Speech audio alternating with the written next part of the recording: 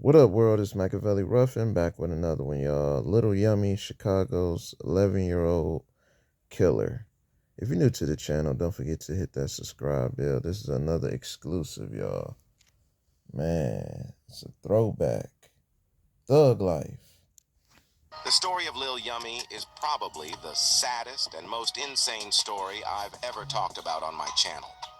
Lil Yummy was born Robert Sandifer in the south side of Chicago on the 12th of March, 1983. His now famous nickname, Lil Yummy, came from the boy's love of cookies. He was never given a real chance in life. Both Yummy's parents were teens when he was born. As a baby, his mother was a prostitute and his father was in jail. Yummy's mother used to beat her children violently, and at only 4, he was taken away to live with his grandmother. Things didn't get much better for Yummy, though. His grandmother was housing 19 children, so Yummy ended up being completely neglected. He was also abused by his grandmother, and Yummy would often be found with cigarette burns all over his body. At only 8 years old, Yummy dropped out of school and became involved in the streets. Crazily, at this age, Yummy learned how to drive and began robbing cars. He also became known in his neighborhood for breaking into houses. At this time, he fell in with the black disciples who used kids as drug runners because they would receive such light sentencing. Yummy even got BDN tattooed on his right forearm, which stood for Black Disciple Nation. At 10, Yummy was arrested for armed robbery. The police, after arresting Yummy, took him to a psychological examiner who reported Robert is a child growing up without any encouragement and support, and that he has a sense of failure that has infiltrated almost every aspect of his inner self. Not long after this arrest, he was sent to the Lawrence Hall DCFS shelter on Chicago's north side. This was a place for troubled homeless boys to stay, but Yummy ran away and continued his life of crime. All of these activities meant Yummy had 23 felonies at the age of 11. He genuinely scared cops, lawyers, and judges because of how little he cared. An interview with a lady who lived on his block describes very well how bad he really was. How long did you know him? Since I've been staying around here. How long was that? About a year. Yeah? Mm-hmm. What was he like? Get an Yeah, man. R.I.P. to Lil Yummy, man. You know, he was gone too soon. You know, hold on, y'all. This is a commercial break. You know what I'm saying? But yeah, man. R.I.P. to Lil Yummy. You know, from Chicago, y'all. But yeah, he was gone too soon. You know, for the gang violence, you know what I'm saying? But this is a tragic, man. This is the little boy Tupac was talking about. You know what I'm saying? And on his album, Me Against the World. So yeah, y'all, man. Stay tuned. Right. Bad. Bad? Like, when you say bad, what do you mean? Fighting, stealing, breaking in people's houses. I think you should have asked this question. Yeah? Shut up! Why am I always open up that door? Did you ever see, like, the police coming to his house? Every other day. Every other day the police were coming to his house. Mm-hmm. Yeah. When you found out that he was killed, right? What did you think? I mean, it shocked me. He shouldn't have got killed like that. I mean, he didn't have to die the way he was killed, but that's the life he lived. That's what happened.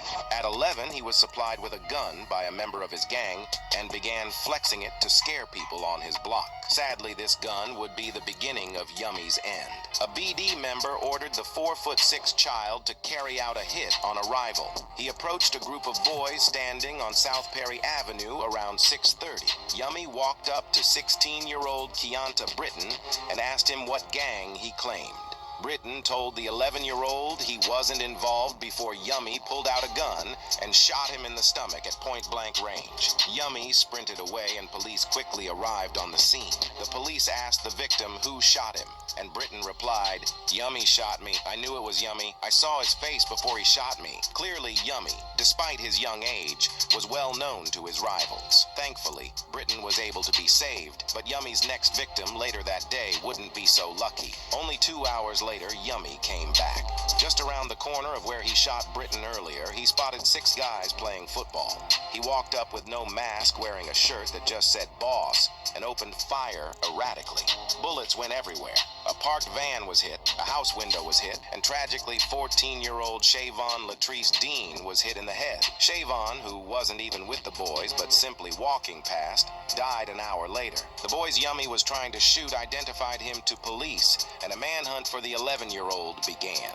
Yummy began living in abandoned houses while being supported by some BDs. CPD and even the FBI were now looking for him. Yummy decided he was going to turn himself in and went back to his old neighborhood 3 days after the murder. Here, he met his neighbor, who he asked to call his grandmother and to pray for him. When the neighbor came back out, he was gone. Little did Yummy know, high-ranking BDs decided he needed to be killed because they feared the little child would become an informant. After being threatened by their own gang, BD brothers Craig and Derek Hardaway agreed to kill Yummy. Craig to kill him. Why did Robert die? By means of not my control. And was it your life versus his life? Absolutely.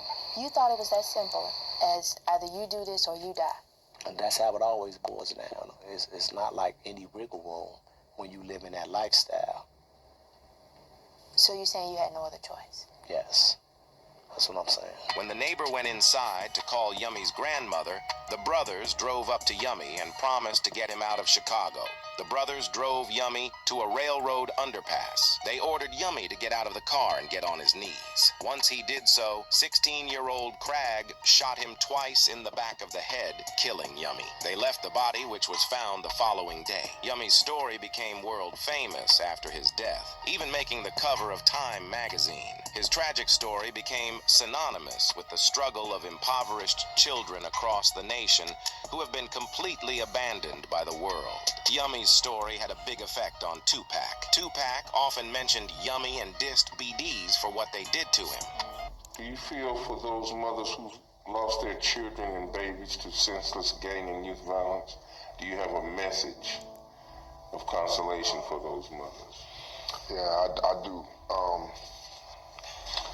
Like with Yummy, when he passed on, you know, I know that hurt his family.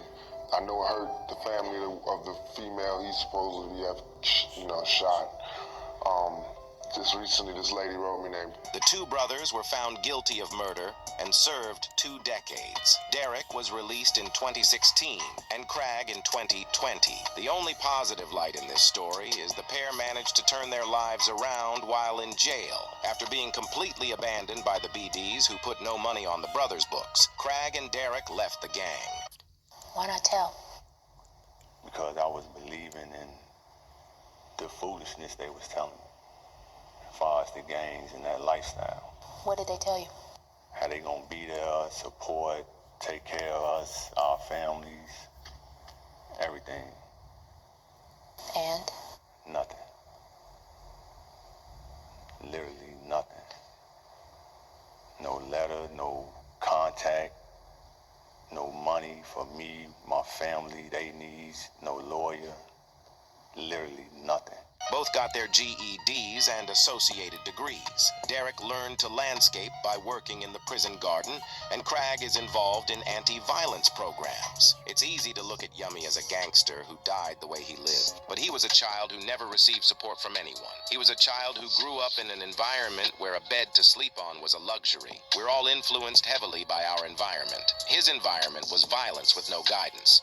There really has to be questions asked of a society that allows an 8-year-old child to drop out of school with nothing else for him to do. Rest in peace to both Shavon Latrice Dean and Yummy. Make sure you like and subscribe if you made it to the end. It's free and really helps me out. Check out some of the other videos on my channel on screen now. Yeah, man. Thug life, baby. Yeah, smash that like button, man.